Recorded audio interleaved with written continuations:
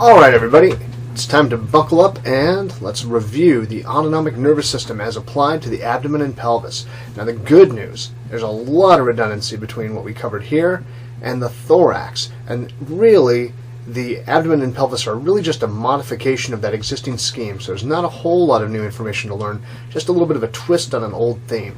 So let's review. We've got the two opposing motor systems for our visceral organs. We've got sympathetics for fight or flight and parasympathetics for rest and digest. And basically that's what's going to cause the organs to do what they need to do, but we also have viscerosensory inputs coming back, non-painful reflexive stimuli, as well as visceral pain, which is going to be resulting from things like being deprived of oxygen, ischemia, distension, colic, having your organs kind of get very bloated can be painful. And so just remember that visceral pain and non-painful stimuli from the organs follow different tracts back to the central nervous system. So let's go back again and fill in some of the things that we had in context. We've got the sympathetics going to the body, causing things like the capillary sphincters to the limbs and back muscles to loosen up so that we're going to have more blood flow to skeletal muscle. So if we have a threat, we want to be able to have the muscles deal with it. Precapillary sphincters to the skin and other organs are going to then close to divert blood to the skeletal muscles. Sweat glands will start being more active, and the erector pili muscles are going to contract and elevate the hairs so that we're ready to look big and imposing, or at least cats are ready to look big and imposing when their hair contracts like that. In terms of the organs, remember that in the thorax, if we're going to have a fight or flight reaction, we're going to have an increased rate and force of contraction. We're going to have the respiratory tract smooth muscle relax, open up, so the receptors there are going to respond to the epinephrine and norepinephrine of a sympathetic reaction by relaxing, whereas other sphincters will contract, such as those of the abdominal pelvic organs. We don't need to be digesting any food in our intestines when we're fighting a bear or running away from a bear, so those capillary sphincters, the receptors on those, are going to respond by contracting and shunting blood from those organs to the skeletal muscle. We're going to have the adrenal glands cause a release of epinephrine and norepinephrine, and that's going to cause a systemic reaction that's going to get epinephrine and norepinephrine all over our body. And in terms of sexual function, sympathetics are responsible for coordinating the smooth muscle contractions of ejaculation. In the head and neck, just to review, precapillary sphincters in the skin, sweat glands, and erector pili, all still in play, but we also have the pupillary dilator and superior tarsal muscles to make sure that we've got a lot of light and info coming into our eyes so that we can respond to any threats that show up. The parasympathetic activity in the body is, in a way, the opposite of sympathetics. It's more or less oriented to the ability of our body to digest food, recover from those bouts of sudden stressful activity, and in the body itself, when we talk about the limbs in the back, there's really nothing going on with the parasympathetics. In the organs, however, we have a lot going on. It seems to be contrasted with the sympathetics. So with the heart, the rate and force of contraction are going to decrease. The smooth muscle lining the respiratory tract will constrict so that we're not getting as much air in bulk moving in and out of the lungs. That's going to help us avoid getting infections and particulate matter deep down in there. And we're also going to have increased glandular secretion, which accomplishes about the same thing. It helps catch particulate matter or gunk that we accidentally breathe in. Now, in the gut, the abdominal pelvic organs, we're going to have increased rates of peristalsis in the GI tract. So the smooth muscle of the GI tract is going to get more active and move food through the system a little more quickly.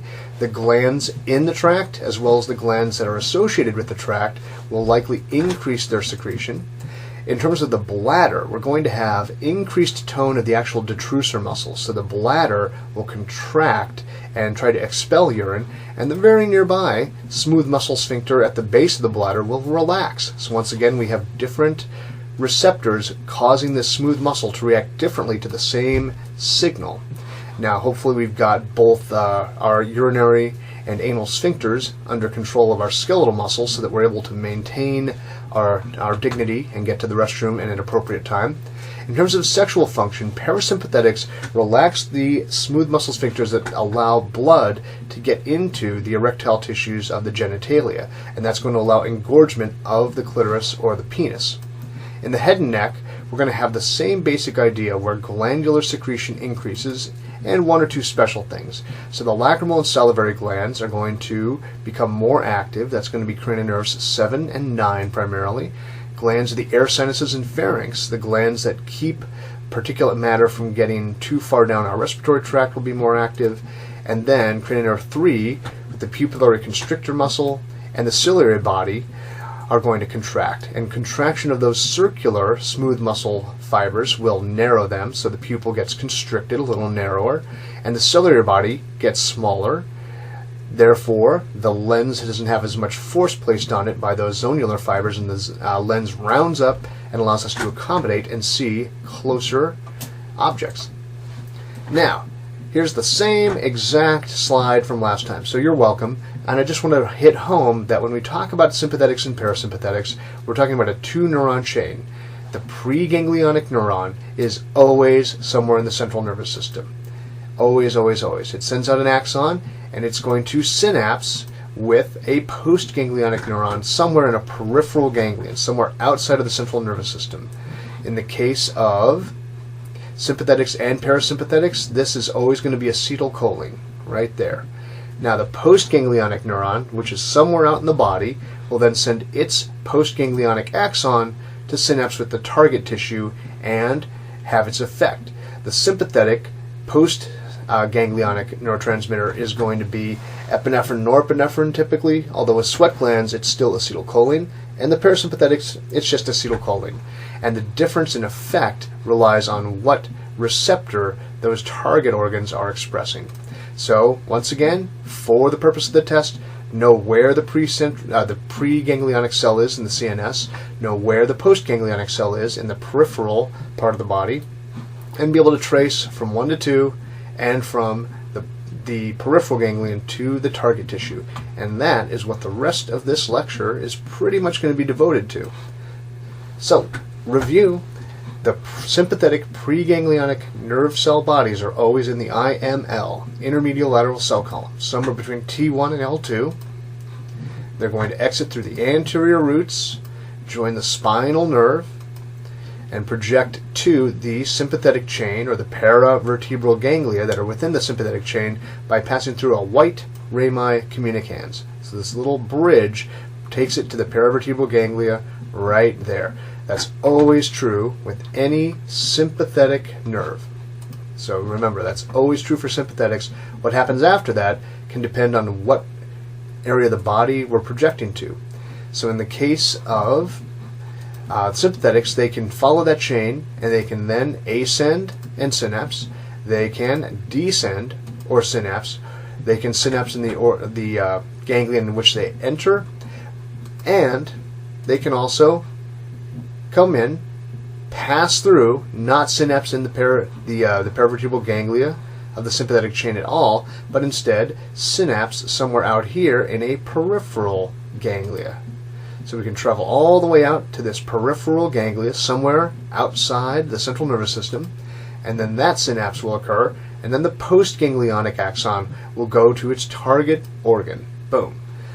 That's going to be the pathway, or at least the theme we're following for the abdomen and the pelvis, that we pass into the sympathetic chain without synapsing, pass out of it and into a peripheral ganglion, and that's where the synapse occurs, especially for sympathetics of the abdomen and pelvis. And one quick word, this nerve here, this autonomic nerve traveling on its own, is called a splanchnic nerve. So once again, when you see or hear the term splanchnic, it's referring to an autonomic nerve that's traveling all on its own. So let's talk about the splanchnic nerves and how they go to the abdominal pelvic organs. Splanchnics from the thorax will actually innervate some of our upper abdominal organs, and these are the thoracic splanchnic nerves. They start in the thorax, but then they pass through the diaphragm and reach the abdomen and get to the organs that are in there. The greater thoracic splanchnic is coming from T5 to T9, lesser from T10 to T11, and least from just T12. I want you to note that in reality, there's a lot of variation around this theme, but we're going to pretend that this is the only way it works for the purpose of the test. Greater splanchnic, T5 to T9. Lesser splanchnic, T10, T11. Least splanchnic, T12. Now, inside the abdomen itself, we still have splanchnic nerves leaving the sympathetic chain and traveling to some other peripheral ganglia, but they're going to be called lumbar splanchnic nerves, and they just stay individual. They don't bundle together like they do in the thorax. They just stay separate, and they're good to go. So, where are those splanchnic nerves carrying pre-ganglionic sympathetics going? They're going to prevertebral ganglia, vertebra sitting in front of the ganglia sitting in front of the vertebra, or the abdominal aorta, and that's where they're going to synapse. And good news, lots of these are associated with big vessels on the aorta, and they share the same name. So there's the celiac ganglion hanging out in front of the celiac trunk. Here's the superior mesenteric ganglion in front of the superior mesenteric artery. Now, heading off to the right and left kidneys, we've got the renal arteries, and there's an aortico-renal ganglia on each side. In between the superior and inferior mesenteric ganglion, there's a little patchwork area here called the intermesenteric plexus.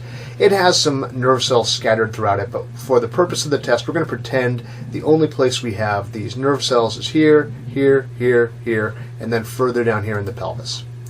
So in the pelvis, we run out of aorta on the midline, so we have these clusters of nerve cells hanging out in the superior hypogastric plexus, and then those are going to communicate with nerve cells in the inferior hypogastric plexus by means of these right and left hypogastric nerves.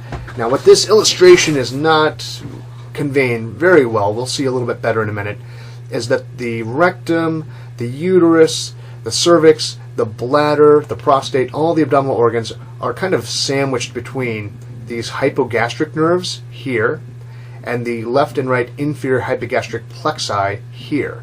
So they're kind of swaddling those organs, and the plexi are connected. Inferior hypogastric plexus on the right and left are connected to the superior hypogastric plexus by the right and left hypogastric nerves. It's consistent, although it's a little bit of a tongue twister, so do try to make sure you can nail that down. And the superior hypogastric plexus is in communication with these nerves that lead up to the inferior mesenteric ganglion and the intermesenteric plexus. And note that we've got these lumbar splanchnic nerves here leaving the lumbar sympathetic chain and communicating with the nerve cluster here on the aorta as well. And when you guys get a chance to see some surgeries, you might be lucky enough to see some vascular repairs here, and we'll often have a vascular surgeon come in whose only job, he or she will move these nerve bundles out of the way so that another surgeon can place a stent or do something with the aorta and leave that nervous cluster of cells more or less untraumatized in the process. It's a pretty particular set of skills, and it's pretty cool to see if you can. So let's talk about specific prevertebral ganglia now. So the celiac ganglion is going to get its preganglionic sympathetics from the greater thoracic splanchnic nerve, and it's just going to have those synapses in it. So let's run through one brief summary here. The foregut organs, the stomach, liver, gallbladder, spleen, proximal duodenum, and part of the pancreas are going to get their postganglionic sympathetic innervation from the celiac plexus. The celiac plexus got its preganglionic sympathetic input from the IML, somewhere between T5 and T9, that projected through the greater thoracic splanchnic nerve to get to the celiac ganglion. That's complicated. Back up this recording, play it again, follow it through in your mind until you can get it. We're going to hit this over and over again, and hopefully by the time we're done it makes consistent sense what this little puzzle pathway is. Now, I have some really good news after having bombarded you with something complicated, which is the celiac ganglion sends its axons, its postganglionic sympathetic axons, to the foregut organs by following the blood supply. So if you know the blood supply to an organ, congratulations, you also know the pathway that the postganglionic sympathetics take. So really nail down your vascular supply to the organs, because then you know how the postganglionic sympathetics get there. And they do it just by jumping onto a plexus on top of that vessel. So I can call this whole thing the celiac plexus, But I could also say, oh, the celiac plexus subdivides into the splenic plexus, and the left gastric plexus, and the common hepatic plexus. And the common hepatic plexus follows up to the proper hepatic plexus, right and left hepatic plexus. You get the idea. I'm only going to refer to the whole thing as the celiac plexus, and I'm not going to bug you with nailing down each individual subdivision of that plexus. But I might as well, even though I'm not going to, because you have to know the division of that vascular tree to follow the vessels. So just be aware, you can always name the nerves based on the vessel that they're located on. And there we go. That's a much more concise way of what I just spent the last minute saying.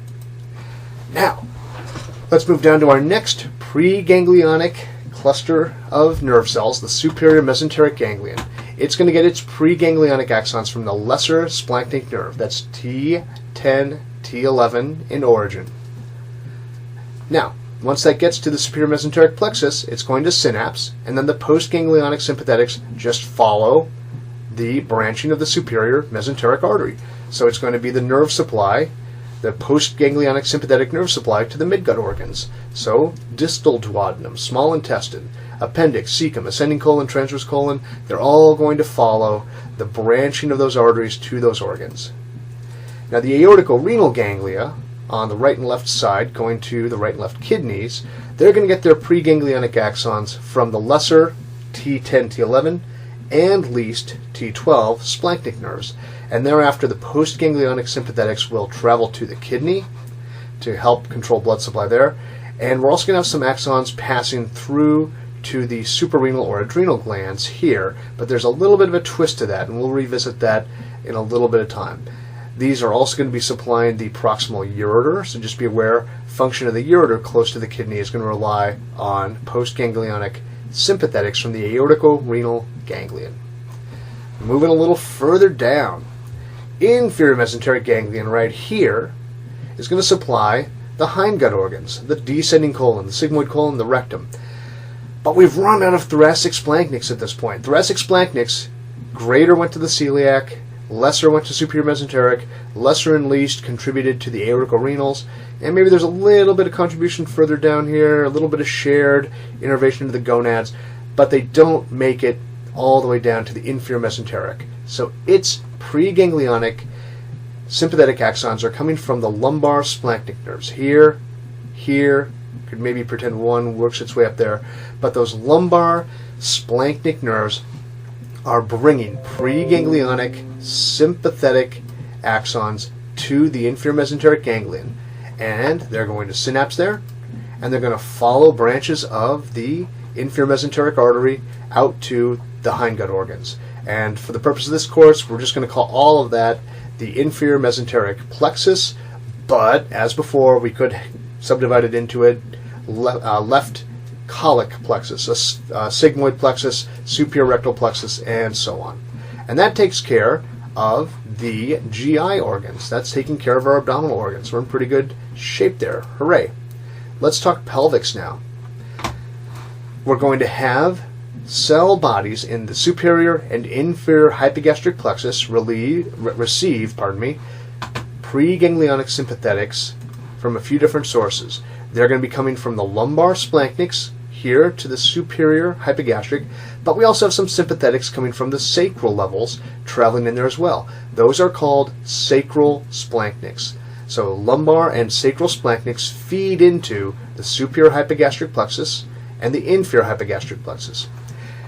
The superior hypogastric plexus, after we have synapsing there, those postganglionic sympathetics are going to tend to follow the blood supply to the organs. So if I need to get to the superior part of the bladder, I'm going to synapse here, travel out on the common iliac artery to the internal iliac artery, to the umbilical artery, to the superior vesical arteries, and bam, superior part of the bladder right there. So just know that anything coming in that superior, I'm going to assume is following the blood supply to get to the organ. But some of these really low sacral splanchnic sympathetics, that preganglionic sympathetics, also jump straight into this inferior hypogastric plexus on the right and left. And they're synapsing with postganglionic sympathetics there. These nerve clusters basically swaddle the deeper pelvic organs. And after they synapse, they're not going to bother routing up here to get to the blood supply. They're just going to jump straight to the inferior bladder, the inferior part of the rectum, the inferior one, just the prostate and the cervix in general. So there's not really a split between which one of these innervates which organ. Superior and inferior hypogastric plexi innervate all the pelvic organs. And for the purpose of this course, inferior hypogastric plexi, the post-ganglionic sympathetics coming from them go straight to the organ. The post-ganglionic sympathetics from the superior hypogastric plexus go to the organs by way of the blood supply. I will say that my crowning achievement as an anatomist is being able to deliver sentences like that and not screw up the order of the words and which is post, which is pre, which is sympathetic, which is parasympathetic, and so forth. You are welcome. So there's the inferior hypogastric plexus getting its preganglionic sympathetics from the sacral splanchnics, and it's just going to jump to those individual organs right there. Just be aware we have some communication between here in reality, where we're going to have it jumping up to the superior and some from the superior jumping down to the inferior. That does happen. All right, deep breath, cleansing breath. That was the toughest part. We're now going to review some of the autonomic nerves in the thorax, which are going to be supplying the organs of the abdomen. So right here, let's talk parasympathetics now. The right and left vagus nerve are in the thorax. They travel through the mediastinum. Nearby, on either side of the vertebra, we've got our sympathetic trunk, aka the sympathetic chain, which is made up of individual paravertebral ganglia strung like beads on a string. The vagus nerves are going to give off a variety of nerves here, like the cardiopulmonary splanchnics, the right and left recurrent laryngeal nerves, but the majority of the vagus nerve is then going to patch itself onto the esophagus and form a posterior vagal trunk, largely from the right vagus, and an anterior vagal trunk, largely from the left vagus. And those follow the esophagus down into the abdomen onto the anterior and posterior aspect of the stomach. And that's where we're going to pick up our parasympathetics for the rest of the talk here about. Now, the really good news is that the parasympathetic innervation of the abdomen and pelvis is way less complicated than the sympathetics. So take a deep breath once again to enjoy that fact. And the short version is the vagus nerve will supply the foregut and the midgut. And the hindgut's parasympathetics are coming from the S2, 3, and 4 spinal cord. And I have additional good news. All you really have to keep track of is how the vagus nerve gets to the foregut and midgut organs, and how S2, 3, and 4 get to the hindgut organs, because the postganglionic parasympathetic nerve cells are in the wall of the organ itself. There's really no pathway from the postganglionics to the organ because they're already there. And incredibly short postganglionic parasympathetics go from the nerve cell to nearby glands or muscle. So let's pick ourselves up and look at what's happening here as the vagus enters the abdomen. So the anterior and posterior vagal trunks are on the esophagus. They come into the abdomen, and the anterior vagal trunk just kind of scatters itself over the anterior wall of the stomach and also goes across the lesser omentum to supply some of the gallbladder and the liver. So that's the anterior vagal trunk. It's taking care of some of these very proximal foregut organs. The posterior vagal trunk, however, on the posterior side of the esophagus, jumps off and goes to the aorta. And it actually goes into the celiac ganglion, that ganglion containing post-ganglionic sympathetic nerve cells. However, because it's parasympathetic, it does not synapse there. It just passes through and joins the celiac plexus. And at that point, it's just additional axons in that celiac plexus. So we have preganglionic parasympathetics accompanying postganglionic sympathetics in all the branches of the celiac plexus. So the splenic artery has them on it. The common hepatic artery has them on it. The proper hepatic and gastroduodenal arteries have those nerves on them. And the parasympathetics follow the branching of those vessels to the organ, and only then, when they get to the wall of the organ, do they synapse with their post-ganglionic parasympathetic nerve cell, and that short axon then goes into the other structures immediately around it. Now that's true for the celiac. Let's back up a little bit. But also, the vagus nerve is sending fibers further down to the superior mesenteric ganglion, where it once again does not synapse, but instead passes right onto the superior mesenteric plexus, goes to all the midgut organs, and synapses with postganglionic parasympathetics in the wall of the midgut organs. And just for kicks, let's go through those one more time, because you can never get enough of knowing which organs are in which region of the gut. Midgut, distal duodenum, part of the pancreas, small intestine, we've got the jejunum, the ileum, then we're going to have the cecum, the appendix, the ascending colon, the transverse colon, and that's where we're calling an end to the midgut. So let's now talk hindgut, which is descending colon, sigmoid colon, and rectum. We've run out of vagus, and so the parasympathetics going to these organs are coming from S2, 3, and 4.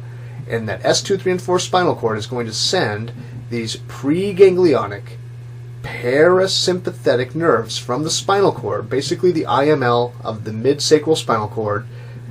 It's not really visible there as a distinct structure, but it's basically in the same spot. The sacral spinal cord is the location of the preganglionic parasympathetics to the hindgut and pelvic organs. It's going to send them out through the S2, 3, and 4 spinal nerves and anterior rami, and these are called pelvic splanchnics. Sacral splanchnics were coming from the sympathetic chain. Sacral S equals S for sympathetic. Pelvic splanchnics, P for pelvic, equals parasympathetic. And so S2, S3, S4 all have these pelvic splanchnic nerves leaving them. And these pelvic splanchnic nerves go into the inferior hypogastric plexus. In a quick preview, they're going to innervate the pelvic organs in that manner. But some of them also go up through the inferior hypogastric nerves to the superior hypogastric plexus, all the way up here to the inferior mesenteric ganglion, where it does not synapse, but passes onto the inferior mesenteric artery, becomes part of the inferior mesenteric plexus, goes to the descending colon, the sigmoid colon, the rectum, and only then synapses with postganglionic parasympathetics in the wall of the organ to supply the smooth muscle and increase the rate of peristalsis, and to increase glandular secretion in those organs. All right, I think we're doing pretty well. Those pelvic splanchnics are right there, traveling up from below, but just remember, we also have pelvic organs down here, and they're going to have the exact same source. The sacral splanchnics are going to be coming from S2, 3, and 4, and what's going to happen is once they get into the inferior hypogastric plexus, like we saw, they could ascend up to the inferior mesenteric. Some of them actually make it to the gonads, but others are going to distribute to the pelvic organs by following the blood supply or by jumping straight into them as part of the inferior hypogastric plexus. So these pelvic parasympathetics from S2, 3, and 4 have a variety of options in terms of where they go, but where they go will always be to either the hindgut organs, the pelvic organs, or occasionally the gonads.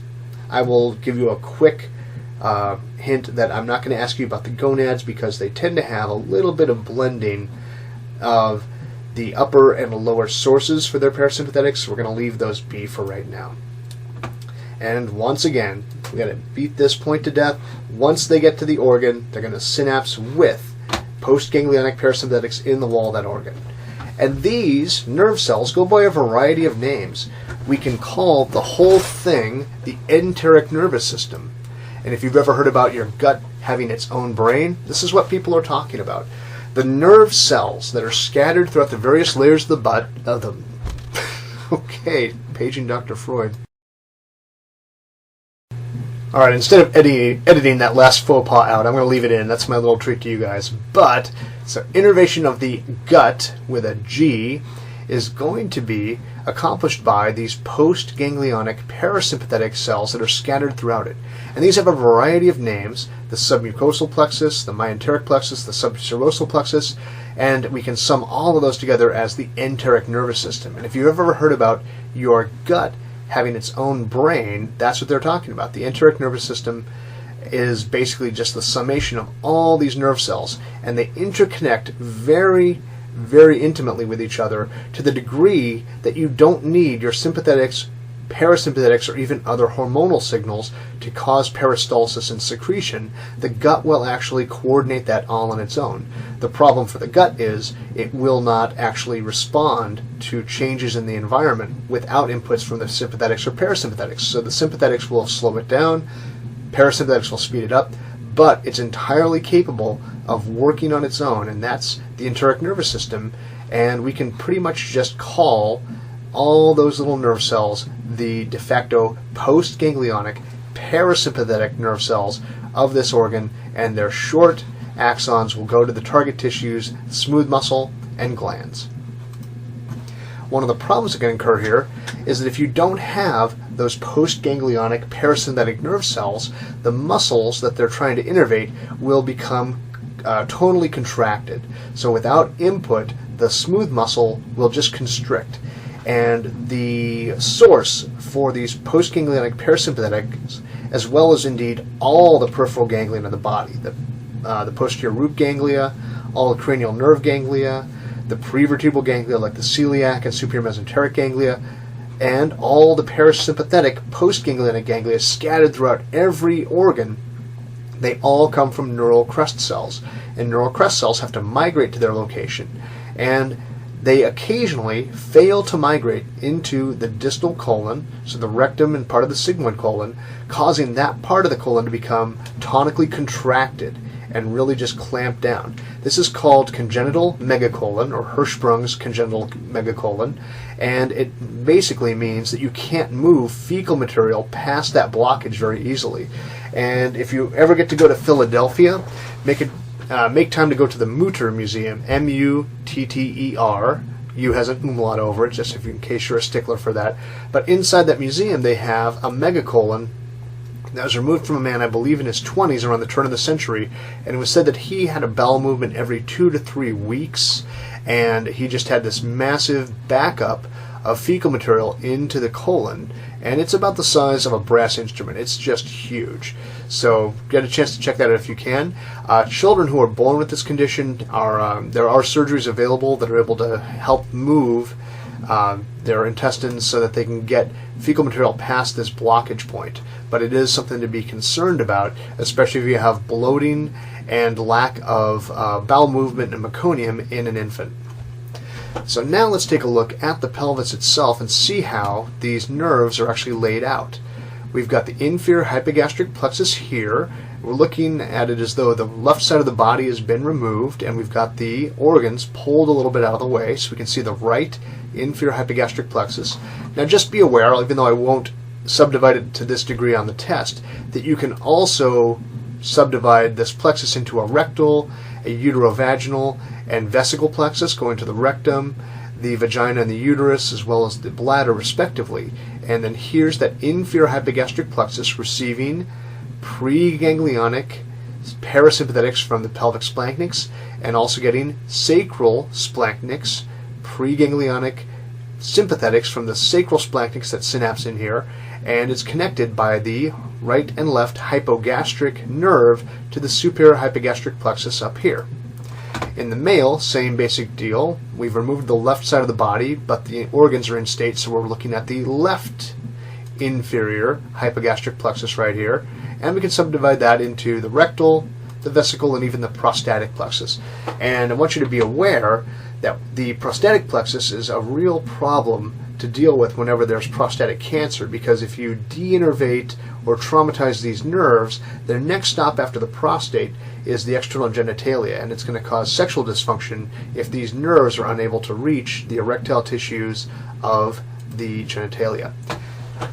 And while we're on that topic, it's time to actually bring up the role of the autonomics in sexual activity. So parasympathetics from S2, 3, and 4 are going to cause the capillary sphincters going to the deep artery of the penis or the deep artery of the clitoris to have more blood flow. So it's going to relax those capillary sphincters. More blood will flow into the erectile tissues like the corpus cavernosum and the corpus spongiosum, and that's going to cause enlargement of those tissues. As those tissues enlarge, they actually push their superficial veins, or some of their veins rather, against the pubic symphysis and decrease blood flow out of the erectile tissues. And that's what helps support and maintain engorgement and erection of the genitalia. Now, the parasympathetics are going to also cause secretion of glands lining the urethra and the vestibule and the vagina to make sure that the area is lubricated and there's not as much friction or irritation that can result from sexual activity. In men, in particular, the sympathetic inputs will coordinate the peristalsis of the ductus deferens, the seminal vesicles, the ejaculatory duct, the smooth muscle lining the prostate and the prostatic urethra, and essentially expel the semen out through the urethra in a coordinated way. And you're also going to have sympathetics contract the internal urethral sphincter so that the semen does not go up into the bladder, but is instead expelled outward. Now, in women, a similar set of systems works, but there's not going to be ejaculation of semen per se. And this is the point where sexual function gets very complicated, and essentially you don't have to learn any more than that about it for this course, but you want to be aware that as a topic it's something that's incredibly important, because even if you are a little uncomfortable discussing sexual activity and sexual function, as a healthcare professional, you might be the one person someone's willing to talk to about what they consider to be an embarrassing problem, and you have a chance to A, save their life if there's something severe going on, or B, radically improve their quality of life if you're willing to listen and offer good advice on their problems when they may not have been willing to talk about that issue with someone before. So if you're the right person at the right time, you can make a huge impact in someone's life by being able to listen and effectively advise them regarding sexual function and dysfunction.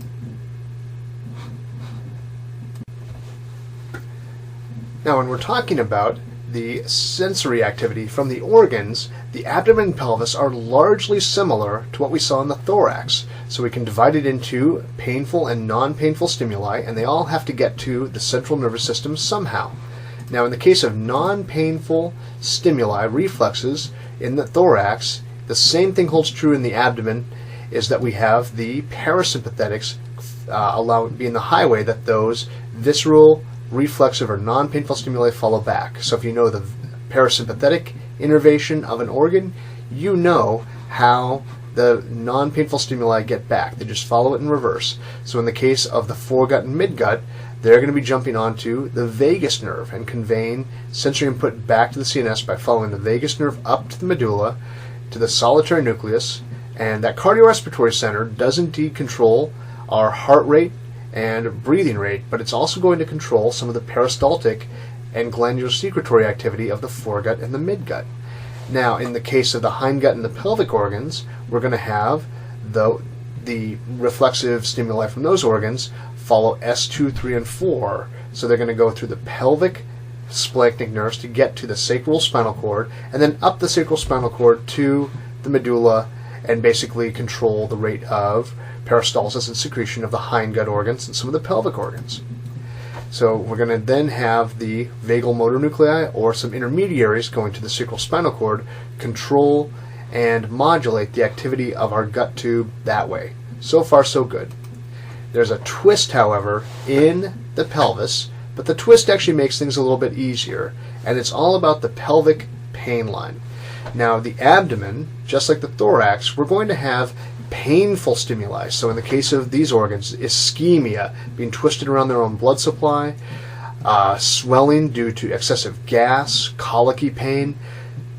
Visceral pain stimuli will follow the sympathetics back. So in the case of the foregut and the midgut, it's going to follow the plexus to that organ back to the celiac or superior mesenteric ganglion, then jump on the thoracic splanchnic nerves that supplied that ganglion, and then back to the spinal cord, somewhere between T5 and T9 for a foregut organ, T10, T11 for a midgut organ, and T10, T11, and least splanchnics in there too, T12 for the aortic renal plexus.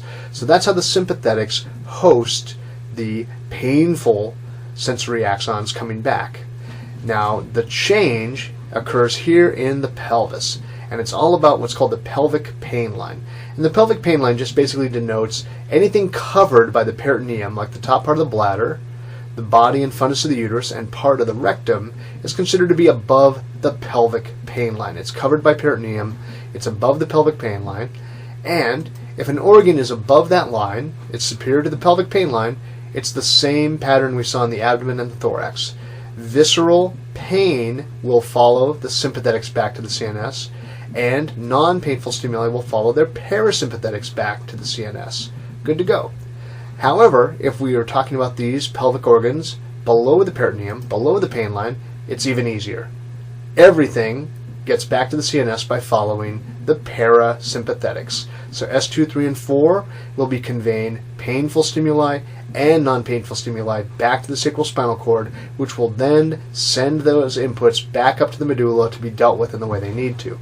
And once we get to the anus and the external genitalia, we're in the perineum, and that is a somatic area. We have skeletal muscle. We have skin innervated by somatic nerves, and that's going to be our internal pudendal artery and vein, and our pudendal nerve conveying all the things that we need to know from the perineum. So visceral pain signals from the organs of the thorax, abdomen, upper pelvis are going to just get back by following the sympathetics. It's above the pelvic pain line, it's going to follow the sympathetics back.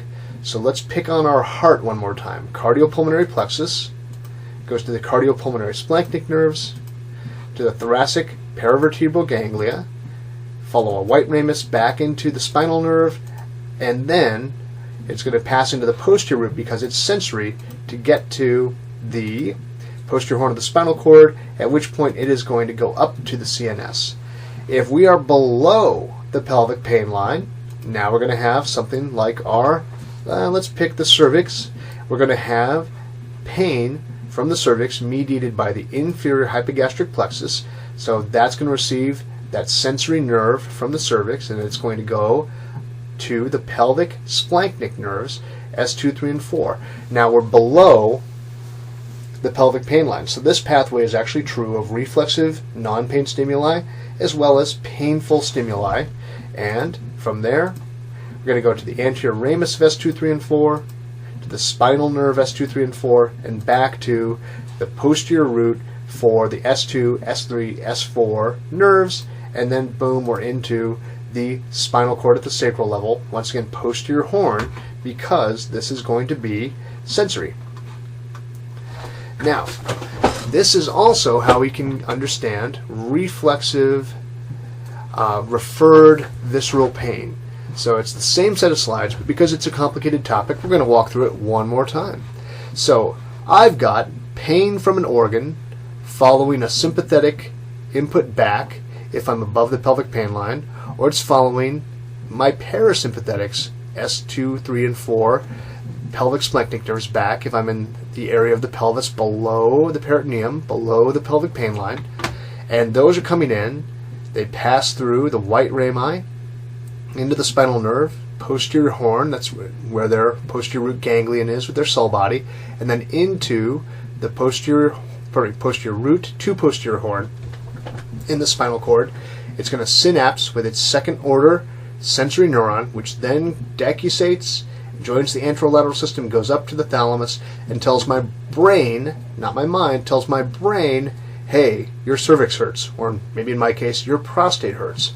Simultaneously, I have somatic afferents coming from my sacral or lumbar or abdominal or thoracic inputs here, and that's conveying information from my limbs, my torso, and so on. It's going to pass through an anterior posterior ramus, get to the spinal nerve, go into the posterior root right here with the posterior root ganglion nearby. It's going to go to its own separate second order neuron in the posterior horn and convey pain input from my somatic body, and then decusate, cross over to the anterolateral system, and ascend alongside there. And those are somatic, so they're going to update my mind and my conscious mind as well as my brain, not necessarily conscious of, about the pain and stimulated response in response to that pain. So why do we have visceral pain? We have visceral referred pain because some of these visceral afferents do not only synapse with their little second-order visceral pain neuron there. Some of them send side collateral branches that synapse with the second-order neuron for somatic pain. And because of that, my brain only knows that it's being told something hurts in the body. When this goes off, it assumes this is the source. Even if this is not the source, when this goes off, my brain doesn't know any better.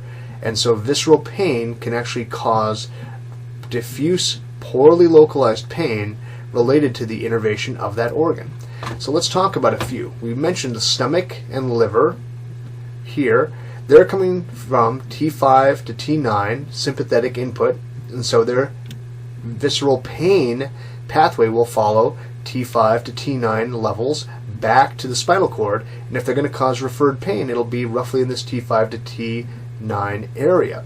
Liver and gallbladder primarily to the right, stomach primarily to the left, and note that the gallbladder also refers some pain up here, because if it irritates the diaphragm, it can actually cause some referred pain related to the phrenic nerve, C3, 4, and 5, keeping the diaphragm alive.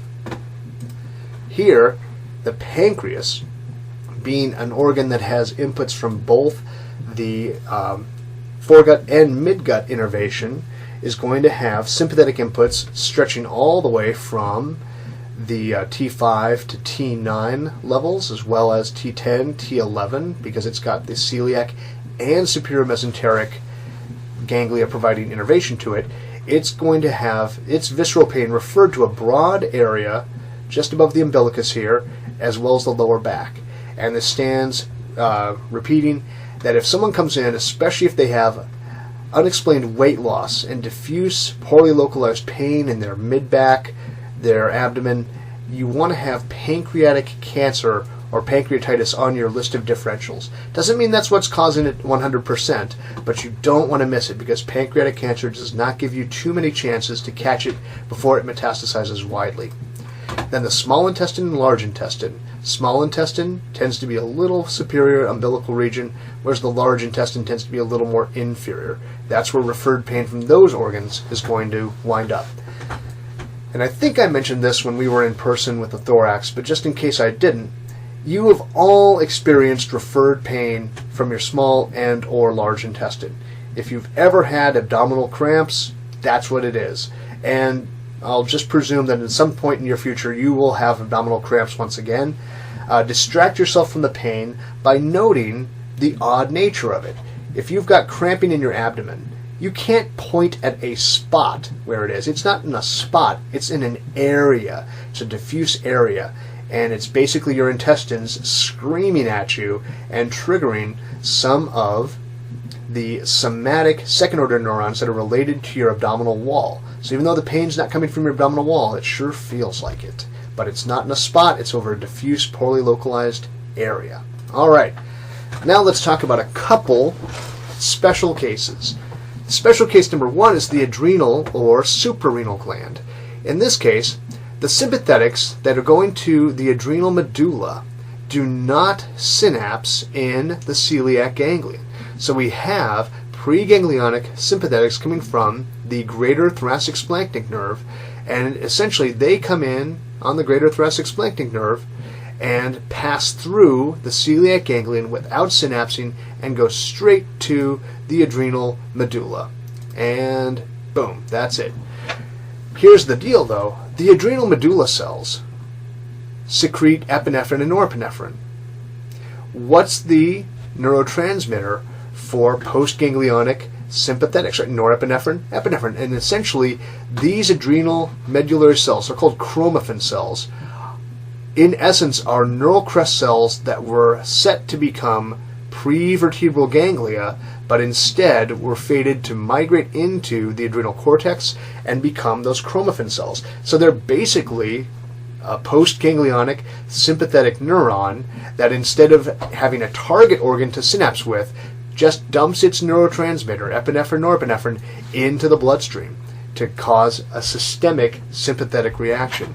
And we've got three different sets of arteries leading into the adrenal gland. We've got these pre-ganglionic sympathetics coming through the greater thoracic splanchnic, passing through the celiac ganglion to get there, but one vein is going to convey the blood from the gland as well as the release of that epinephrine and norepinephrine from it. And on the right, the suprarenal vein is going to go to the inferior vena cava. On the left, it's going to go to the left renal vein. But once they're both in the inferior vena cava, next stop, right atrium, and then from there, rest of the body. They're going to get pumped throughout the body very quickly as a result. Now, the innervation of the bladder is yet another topic like sexual function that you could spend an entire series of lectures on. What I want you to know in terms of the basics is that the smooth muscle of the bladder is going to respond to stretch. And as the smooth muscle gets stretched, it becomes more and more likely to get triggered to contract. And when the bladder's smooth muscle contracts, it doesn't contract just to the point where the stretch is gone. It contracts all the way down. It contracts as hard as it can before it relaxes. So when that detrusor muscle gets overstretched, it starts contracting, it starts pushing to expel that urine. And the smooth muscle around it, we can't really see it here, but the smooth muscle at the base of the bladder is the internal urethral sphincter. Because it's smooth muscle, it wants to follow along with what the detrusor is saying. So the detrusor contracts, the internal urethral sphincter relaxes, and at that point, sphincter urethrae has to be holding tight to maintain urinary continence. All right, and last, what we need to be doing here is talking about defecation. This is one of my favorite illustrations from the Netter series of green books from a long time ago. Essentially, it's showing the sympathetic and parasympathetic activity related to defecation, but he really went all out with that. So in addition to discussing how we've got increased activity of the parasympathetics to the rectal musculature here, relaxation of the internal urethral sphincter, relaxation of the external urethral sphincter, we also have lower thoracic nerves, abdominal muscles contracted. Okay, fair enough. But my personal favorite, facial muscles tense. All right. And then, immediately afterwards, return to normal. We have increased tone of the internal and external anal sphincters, decreased tone to the smooth muscle inside here, and of course, facial muscles relax. And I will leave that with you guys as the final word on this lecture, and I'll see you for the next one.